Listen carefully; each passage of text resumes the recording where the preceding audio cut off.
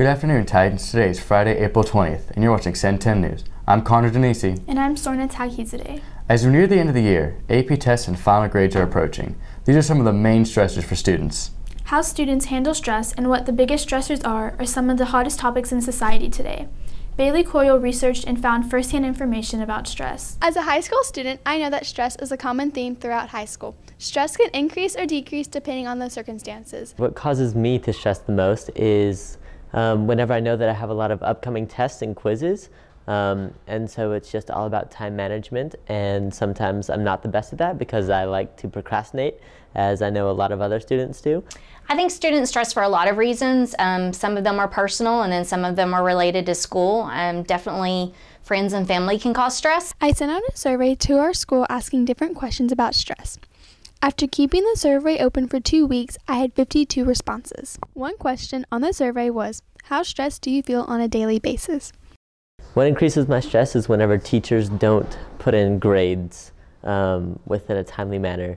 And so there have been lots of times where our teachers wait until the very end of the 6 weeks to put in grades, and it doesn't allow you the ability to know what you have to do in order to change a grade. Definitely any kind of deadlines are something that can increase stress.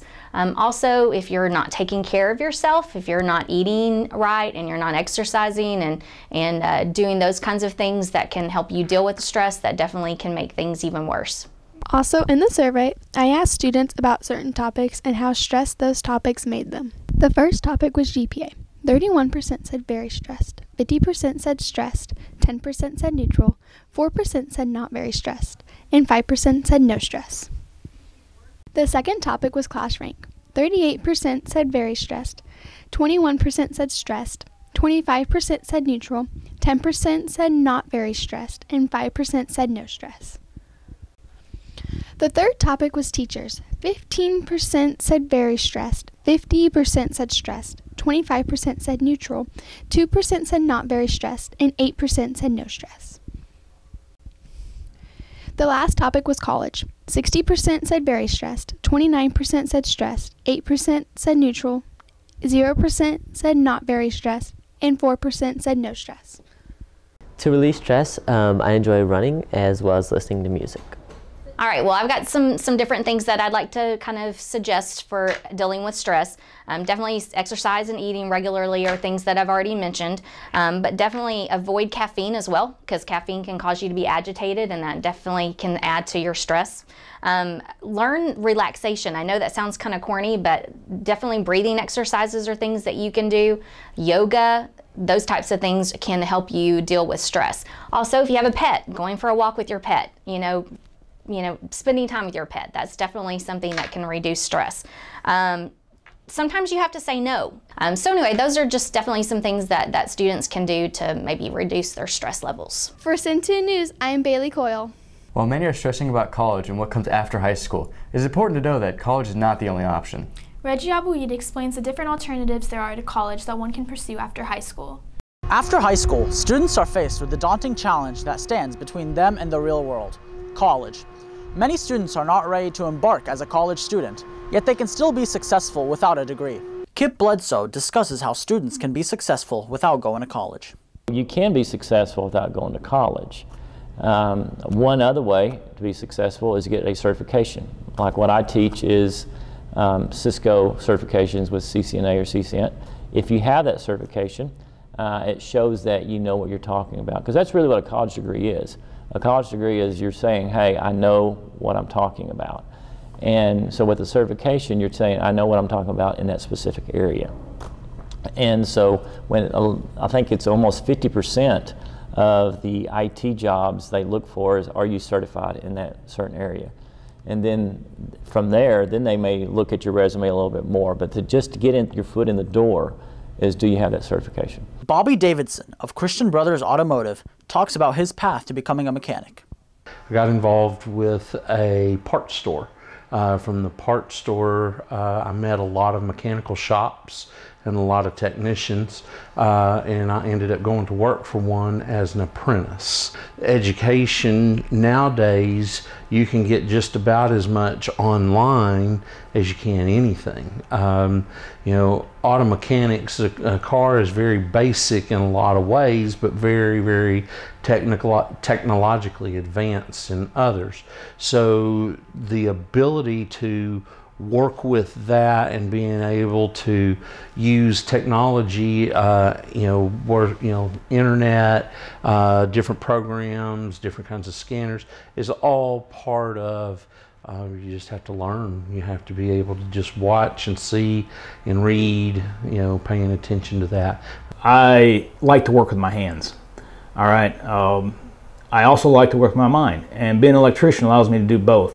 Vince Brewer, electrician and owner of Frisco Electric, explains how time-consuming becoming an electrician can be. I'm still in training, okay? I've been doing the work for 41 years, okay? I started at the age of 18. I still take continuing education classes. I watch videos online now all the time. That's very handy. I'm always trying things on my own. I practice every day. I'm still a student of the trade. With 41 years experience and a master electrician's license, I learn something every day, okay? And there's nothing I've ever wanted to do since I was 12 years old and be an electrical guy, all right? There was nothing. Reporting for Cen10 News, this is Reggie Abuid. In addition to mechanics and the military, owning or working for small businesses can also be a substitute for college. What it takes to own a small business is more work than it seems. Laith Aziz details the struggles and preliminary work small businesses go through. Small businesses are the backbone of the American economy, with over 27.9 million small businesses reported in the U.S. in 2010.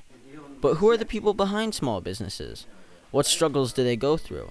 And how did they go about becoming small business owners? I decided to talk to some local business owners to see their experiences and opinions on starting a small business. I own a independent car dealership. I own a packaging and supply company. The biggest struggles are just not knowing the little things that come up by surprise. You're always battling with financials and employees. The biggest struggle we had when we established the business was generating sales. Yeah, it took a while to kind of get going. Anytime you start a new business, you don't have instant success. It takes a little while to kind of build it and get it rolling. The biggest worry that comes to my business is not being able to keep good people. People come and go all the time. There's always people trying to recruit good talent. So you always have to cater to your employees. The biggest worry we have is that we're staying kind of ahead of the times. The times are changing so much with technology that we have to make sure that we're changing with it, or that it'll leave us behind. If one were to start their own business, always do a lot of research before you strike the match. Make sure you know what you're getting into before you do it. Also, don't procrastinate. Always go full force on anything you do and any decision you make. Well, I think the first thing you have to do is you got to have some type of passion for a certain industry, or if you have a certain idea. And then you just got to do some research. You just got to make sure that there's a fit for your idea and your company. And once you do that, make sure you have enough money, because that's important, or get a good loan. People all over the country are starting their own small businesses in an attempt to live their American dream.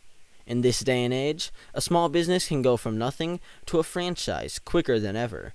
So if you're thinking about starting a business, who knows? It just might be the next big thing. Reporting for Cen10 News, I'm Laith Aziz. Adversity is found in everyday life. It can be seen with business, medicine, and disabilities. Ashley Hilton dove into the struggles of missing a limb and the adversity that one goes through with a disability. Some people can grow up with more obstacles than others. One Centennial student had to adapt and get over some hurdles throughout her life. I was born with a condition called brachydactyly. So it's congenital, which means I was born with it, and it basically happens when there's not enough blood flow to the womb, so the limb doesn't grow out all the way. And there's a lot of people actually like this if you pay attention and look around for them. When people first see me, there's always that first glance, and then they take like a double take, but after that, people were usually like pretty civil and really nice about it. Krista also talks about some of her experiences in one of her extracurricular activities. The instrument I play is a euphonium for the band, and I didn't know it was so heavy, but it's like one tier below a tuba. Playing it isn't all that hard. I have to use a towel to hold it up. The angle I'm supposed to play for marching band is supposed to be 10 degrees above parallel, and when I first started playing it, it was not that. It was pretty bad, but over time I worked at it and I got better at playing my instrument. I would say it's pretty good. She goes on to talk about some of her camps that she has attended throughout her life.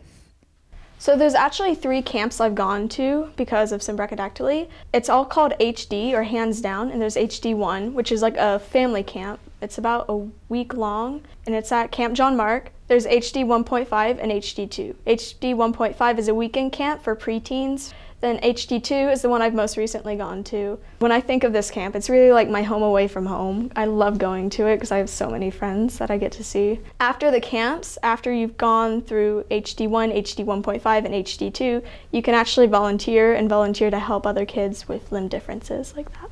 At the camp, we can do a lot of stuff. They have a rock climbing wall, they have a zip line, they actually have this one day where we get to do scuba diving. They bring some people in with some gear and we get to do it at their pool.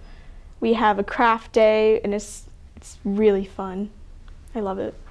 Krista even got her own prosthetic and explains how this has helped her adapt more to her daily life. And it's really cool because it helps me carry my books and throughout day-to-day life. And if I get a dog, I could there's different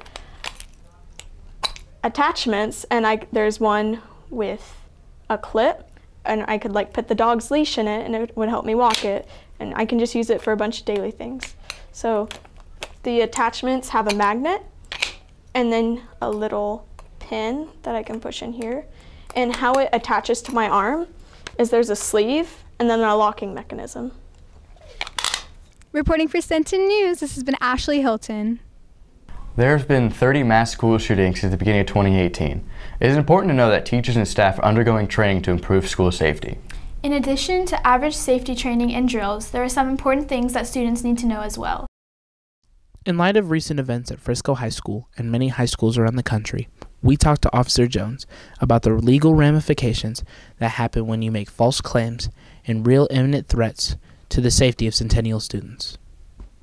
A threat that is considered if exposition of a weapon. Whether you bring a weapon or not, it doesn't matter. If you make the threat you're going to bring a weapon to school, then that's a felony offense. And you can be charged for that, and you will be charged for that. It doesn't make a difference if it's on social media. If it's on social media, it's the same threat. To make that comment and think it is in jest, then you shouldn't do it. It's like going to an airport. If you go to an airport and you make a joke about having a bomb, what do you think is going to happen? You're going to get arrested. Okay? There was a football player just last week went to an airport and made an off-the-wall comment about a bomb, and guess what? He got charged, and he didn't get to go on his airplane trip. So it's not a joke. It's not a joke, and every time there's any type of comment or anything that made that can be perceived as a threat, it will be investigated. If you see any suspicious activity at school or on social media, please contact the local authorities or a trusted adult. This has been Micah Creighton, Cen10 News. This past weekend, our seniors attended one of the most exciting high school events, prom. Let's see how the night went. The 2018 Senior Prom was held at the Omni Frisco Hotel. This year's prom theme was Jay Gatsby's Mansion from The Great Gatsby. Activities such as caricatures and photo booths were available for people to use with their dates and friends.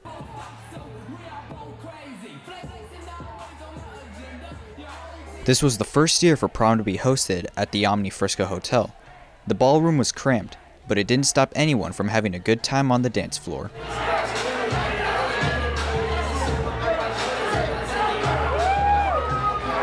Information about prom king and queen, as well as senior superlatives, will be talked about during the senior show. Hello Titans, this is Cen10 Sports. I'm KJ Harris. First up, our Lady Titans varsity softball team. On April 9th, they fell to the Reed Lions 6-1, but the following Saturday, they prevailed against the Lone Star Rangers 12-7. On Tuesday, the Lays fought hard against the Independence Knights, but only crossed the plate once. The final score, 11-1. Our boys varsity baseball team lost to Lone Star Rangers 2-1 on April 10th. On Friday, they faced off once more against the Rangers, this time ending in a 3-1 defeat for the Titans. Tuesday, however, saw a turnaround with the Titans triumphant against the Independence Knights 12-0. Friday, varsity softball plays Heritage at home at 7, while varsity baseball plays at Independence at 7:30. That's it for sports. Back to you. That's all for this week, Titans. Be sure to check out our website at www.cen10news.com and follow us on Twitter at Cen10news. Have a great weekend, Titans.